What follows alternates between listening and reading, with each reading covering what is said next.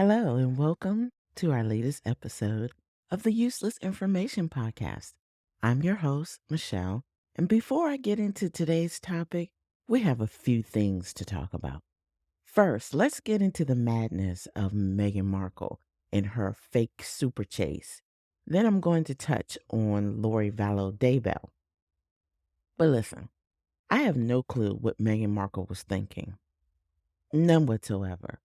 And even with her new partnership with WME, when they decided to pull off this grand chase around New York City Midtown, matter of fact, now that I think about it, I don't even think WME knew about it. Because if they did, they understand the dynamics of Midtown. Why would they put their reputation on the line to stage such a stupid ass stunt? So perhaps this was just something that she cooked up between she and her security team because there are too many oddities. Now, do I think Harry knew anything about this? Not in the slightest. Because if they were cooking up something for Netflix documentary bullcrap, then she needed him to be woefully ignorant, if you really think about it, and naturally impaled by the turn of events. She's the actress, so she could do her D-list low acting.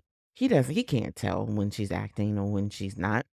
She can act like, "Oh, we're being chased," and he will just fall into it naturally because he just is such a simp that he doesn't even realize that he is being taken for a ride. I wholeheartedly believe that she thought she was helping him out with his UK case, his UK security case. If I've seen anything when it comes to Meghan Markle and that big brain of nothingness that she has, that she does not have a lick of foresight in her schemes, not a bit. She does not think down the road. She barely plays 1D chess, let alone 4D chess. So why would she think this would have worked? She's a master manipulator, but she is not a strategic thinker by any stretch of the imagination. And yes, I can really see her cooking up this dumbass plan with her lead security person. And if the rumors are to be true that she's giving her cookies to her security man, I could see him falling for this dumb stunt. I really believe that they thought that this was going to work in some odd manner. But there were too many variables that they did not take into consideration that makes this really feel all contrived. It was almost like they were trying to film an unscripted reality TV scene, but they didn't count on New York City being the place that it is and that I know that it is, as being as talkative, stating the obvious. They didn't think the NYPD would get involved and have a statement. They definitely didn't think Baccarat was going to jump into, the statement game. I don't really think they thought that the taxi cab driver was going to say anything like, oh, well, he's just a taxi cab driver. What would he have to say? Yeah, I don't think they took all that into account. And that's just what's making this a bunch of bullshit. But then the cherry on top is Harry. He out here demanding photos and videos of which he's not the legal owner of. I'm like, what is this dude smoking? Like, what is he on?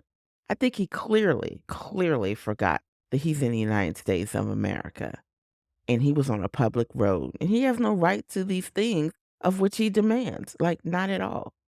But if he doesn't like it, then he could take his dumb ass back to the UK or to some Commonwealth territory. He can get off our land with his useless ass titles because we don't have nobility here. And that's by fucking design. Now, let's move on to the next dumbass of the century. I want to talk about Lori Vallow Daybell. I've already done 2 podcasts on this bitch, on this fucking murderer. The first podcast I did in 2020, and I was just speaking about the case. I have been intrigued by this way before they even discovered the missing children. It's been a long time since I have followed this case. And I just remember how odd it was about all the coincidences, and I'm putting air quotes around that, and things that just kind of happened around this woman. And then I did an update on the case to include years 2021 and 2022. And you can catch that on any major podcasting platform. It's not on YouTube. But now we have a verdict. After 3-4 years of this BS, now we have a verdict. And a jury has found Lori Vallow Daybell guilty of killing her 2 children and what prosecutors argued was a doomsday plot. And she was found guilty on all counts. It was after a 6-week trial, which prosecutors argued that the couple thought that the children were zombies and they murdered them. If you thought Harry was kind of off because of all his drugs, these people not even on drugs and they off. Okay. So the prosecutor told the jury during the closing statements a couple of Thursdays ago that Lori Vallow Daybell set a plan for the children's murder in October of 2018 using money, power, and sex. She did. And she and her husband, they used religion to manipulate others. When you have a strong belief in your faith, I can see how people can be manipulated and twisted. The prosecution said, it does not matter what they believed, it matters what they did. They can believe whatever they want, but when it's murder, that's different. I wholeheartedly agree. So among these revelations during the trial, DNA expert testified that the state had a strand of hair attached to duct tape found among the remains, and it matched Lori Vallow Daybell's DNA profile. See, that was something that they was keeping out of which they should have, which they kept out of the reports, the news reports. Boy, oh boy, I think she probably wasn't expecting that one, dumbass. So both were charged, her and Chad Daybell. So both were charged with conspiracy to commit murder and the death of Chad Daybell's former wife, Tamara Daybell, who died October 19th, 2019, less than a month before Lori and Chad married in Hawaii. It's complicated, not necessarily confusing, but there are just a lot of players here. Lori Vallow Daybell, she was also indicted on the charge of grand theft related to the Social Security survivor benefits allocated for the care of her children that prosecutors said that were appropriated after the children were missing and ultimately found dead. So she was still trying to collect money off of them, knowing that they wasn't even on this earth anymore. So the jury found her guilty on that count as well. Now, Chad Daybell was also charged with 2 counts of insurance fraud related to the life insurance policies he had on his wife, for which he was the beneficiary. So there he go, knowing he done killed his wife, and now he collecting an insurance policy off of her. And regarding him, Mr. Daybell has yet to stand trial for the 3 murders of Tylee, JJ, and Tammy. He is facing the same charges of first-degree murder, conspiracy, and grand theft in connection with the deaths of JJ, Tylee, and conspiracy to commit first-degree murder in the death of his wife, Tammy. But Mr. Daybell is also charged with an additional count, first-degree murder of Tammy. You got a lot going on there. So he's charged with conspiracy to commit first-degree murder and the count of first-degree murder. But he's facing the death penalty on the charges. So this little couple, this little doomsday cult couple, they were due to stand trial together before the judge ruled in March, just weeks before the trial was due to begin, that the cases would be severed. If I'm not mistaken, and I have to think back, I think she wanted them to stand trial together and he wanted a separate trial. Yeah, he was like, I don't want no parts of this now. But you was wanting that part. You was wanting all of that beforehand. I don't know how you thought that y'all was going to get away with this. That's the stupid part. So, and then her trial began as planned, which was in early April. But this pushed back his trial to a later date. He going down because something tells me the prosecution got some stuff up their sleeve that we don't know about. the court had set a rough date of June 2024 for his trial. It's like a whole year away.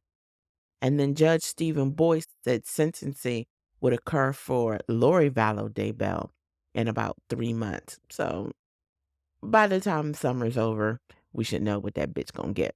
And then following the verdict, the Maricopa County, their county attorney's office, requested Vallow's extradition to Arizona to face the charges of conspiracy to murder her fourth husband, Charles Vallow, as well as new charges under the attempted murder of Brandon Boudreaux, Brandon Boudreaux is her niece's husband or ex-husband, something to that effect. Somebody tried to mow him over with a car because I think he knew too much. It's a lot. Like I said, it's a lot. But if you want a recap of the case, they are available on Spotify, Apple Podcasts, and wherever you consume your podcast. The episodes are not on YouTube. Sorry, y'all. And with that, after dealing with Meghan Markle's stupidness, Harry's, oh God, I just don't know what to say about these people, and Lori Vallow Daybell, her and her madness, let's just get on with the greatness of this particular episode. We're going to take a step back in time into 2017, and we're going to revisit the craze that swept across the nation, across the globe, the fidget spinner. I have one here sitting on my desk, the small spinning toys that exploded onto the scene, becoming an international sensation almost overnight. And in this episode, we'll explore the origins of the fidget spinners, their rise to popularity, the reasons for their relatively short-lived success, and we'll also delve into the positive and negatives of these captivating toys, including their role in managing anxiety. But before we do that, let's get a word from our sponsor first. Do you like to read episodic fiction? If you do, welcome to Story of Tommy and Josie on Amazon's Kindle Vella. Tommy is somewhat lost after breaking up with Claire, but he meets Josie, a waitress at a local diner. Bonding over music and adventure, they connect intimately over a weekend. Their romance is fleeting, but they realize their connection transcends time and distance. Will their whirlwind romance become a lifetime of love or fade away like a passing breeze? Written by HQ, The Weekend is a heartwarming tale that explores chance encounters and enduring love. Be swept away by the whirlwind romance of Tommy and Josie. Learn more at the HQ website at www.itchque.com. This ad is sponsored by Sunray Multimedia. So let's go. The origins. Our story begins with an inventor by the name of Catherine Hettinger. I believe that's how you say her name. Hettinger. And it was in the early 1990s that she patented a spinning toy as a way to promote peace and deter kids from misbehavior. And the original concept, while not identical to the fidget spinners that we know today, was based on the same principles of using a spinning motion to create a calming effect. It was her patent that expired in 2005 and a dozen years before the fidget spinners would truly take off, meaning she didn't see a penny from this craze. So somebody took her patent, it expired, and they redid it and made money. And that's a bitter pill to swallow, no doubt. But let's focus on how the fidget spinner evolved into this toy we remember. The rise to fame. So fast forward to late 2016, early 2017, and the modern fidget spinner, a 3-pronged piece of plastic or metal with the circular pad in the center, and it started appearing in classroom, offices, and homes everywhere. I remember that thing. Oh my God, it just got on my nerves. And at the heart of this design was a simple ball bearing, allowing the toy to spin smoothly and most effortlessly. And then boom, the fidget spinner just went viral. It just took off. And it became the must-have toy of that year, dominating sales charts and creating a whirlwind in the toy industry. And everyone was spinning, from kids in the playground to adults in board meetings, everybody. I think I was probably one of the only people that was like, I'm not doing that. One reason for the fidget spinner's success was it was affordable and it was only selling for a few dollars and it was widely available. The toy's simplicity and its portability meant that it could be used anywhere at any time. Plus, the spinner lent itself well to social media, with people sharing tricks and challenges on platforms like YouTube and Instagram. And that just further propelled its popularity. But then by mid 2017, the fidget spinner had reached its peak popularity. Once it was here, then it was gone. It was a cultural phenomenon. And like many other fads, the fidget spinner was short-lived, thank God. Because once everyone had one and then the novelty wore off, sales began to plummet. You can have a black one, you can have a red one, you can have a pink one, but it still does the same thing. By the end of the year, the fidget spinner craze had largely fizzled out, y'all. It was over. It came and it went. So many factors contribute to this rapid decline.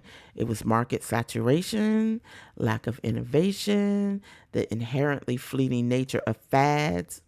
Those all played a part. Plus, schools began banning fidget spinners, citing them as distractions, which undoubtedly dampened their appeal among the youth demographic. Oh, I can believe that, because once they started taking them, what was the point? There were some positives and negatives to this little gadget. Despite its fall from grace, the fidget spinner wasn't all just hype and marketing.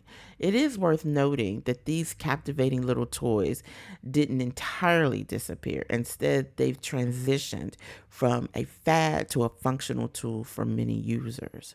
So nowadays, many people find genuine benefits to using the fidget spinner.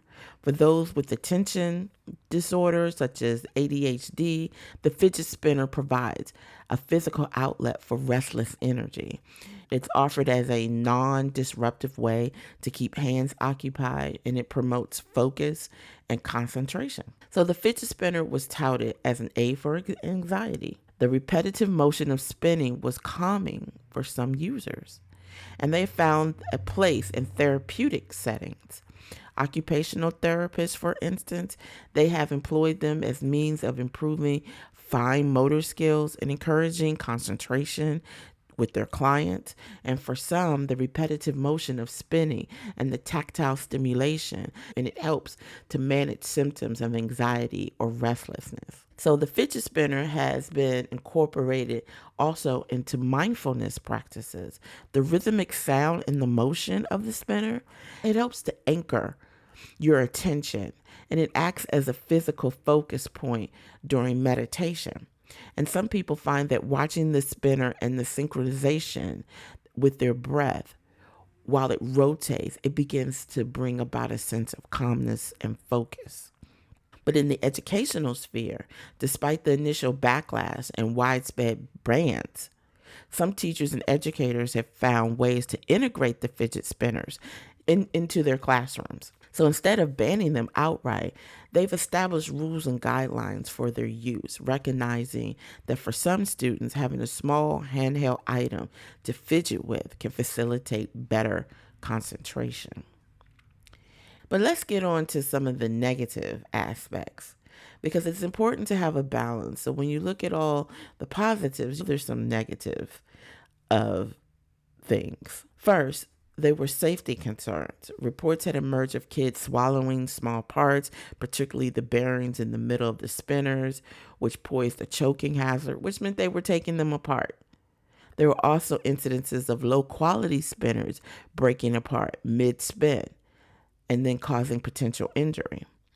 Some of their initial acceptance as a focus tool, many educators soon found fidget spinners more of a distraction than a help. So that's the flip side. So while for some people it was calming and bringing in focus, for others it was just a big distraction. Teachers had reported that students were playing with them in class, basically, and it was becoming distracting from the learning environment. And this led to widespread bans in the classroom, a move that many argued was counterproductive to the spinner's intended purpose in the first place. Another negative point revolves around the lack of scientific backing for many of the health claims that were made by manufacturers. While some people reported personal benefits, there was a lack of comprehensive studies to confirm that fidget spinners could universally help with conditions like ADHD and anxiety. And so this led to a big criticism that these claims were more marketing than any kind of substantiated facts. But then the fidget spinner today, despite the whirlwind rise and fall, still hold a place in our collective memory. They've become a symbol of a particular moment in time, a flash in the pan that nevertheless has left a lasting impression. Like I said, I still have one on my desk. I pick it up from time to time, despite the fact when it was in its height, I didn't like it. But today you can still find fidget spinners in stores, online, often as a part of a larger conversation about fidget tools and their potential benefits. Matter of fact, I bought my youngest daughter this little kit that has different things that you can play with your hands. And the fidget spinner is one of the items that is in that kit. Fidget spinners may not command the headlines as they once did, but they found a quieter, more enduring niche. And for those who found genuine comfort and focus in these spinning toys, they have continued to serve a valuable purpose. The fidget spinner phenomenon reminds all of us that amidst the frenzy of a trend, there can be some unexpected discoveries and individual benefits. And that wraps up our trip down memory lane to the fidget spinner frenzy of 2017.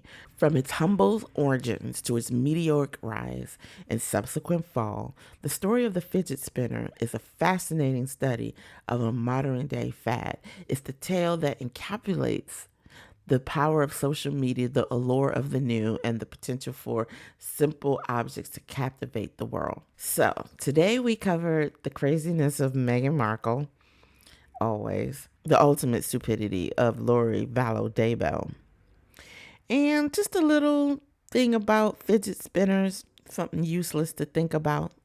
But if you're liking what you're hearing in the Useless Information Podcast, please take the time to hit that follow or subscribe button so you're kept up to date when another episode goes live. And if you're liking what you're hearing, do me a big favor. Go ahead and leave a review if you're listening on Spotify, Apple Podcasts, or whatever major podcast platform you're on. And if you're listening to this on YouTube, please like and subscribe. Your follow, your subscribe, or review lets the podcast guys know, yeah, I'm picking up what Michelle is putting down. But thank you for joining me on this journey, and I will see you next time for a more fascinating and seamlessly useless piece of information. But as always, I'm grateful for your listenership, and I thank you for being a part of the Useless Information crew. Today and always, until next time, be well, stay safe, and give love. This podcast has been produced by Sunray Multimedia and Michelle Carey. Music by CreatorMix.com. The YouTube audio library and editing by Descript.